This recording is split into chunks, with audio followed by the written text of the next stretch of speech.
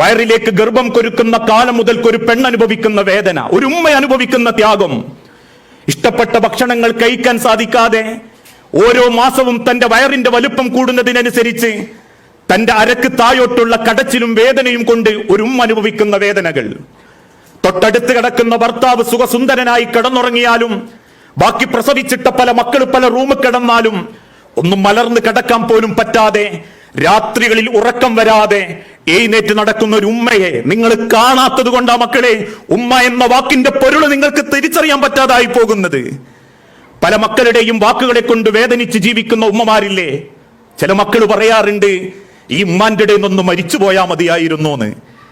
2 വർഷം 9 മാസം ഗർഭത്തിലും 2 വർഷം വലിയൂട്ടിയിട്ടും പിന്നീട് അങ്ങോട്ട് പരുന്തിനും കാക്കക്കും കൊടുക്കാതെ വളർത്തിക്കൊണ്ടുവന്ന ഒരു മകന് ഒരു ഉമ്മാന്റെ മുഖത്ത് നോക്കി പറയുന്നത് ജയിക്കാനാണെങ്കിലും ആ മുറിവ് ഉമ്മാന്റെ മനസ്സിലുള്ള കാലത്തോളം പടച്ചറബ്ബ മക്കളോട് പൊറുക്കില്ല എന്ന നബി സല്ലല്ലാഹു അലൈഹി വസല്ലമ ഓർമ്മപ്പെടുത്തിയത്.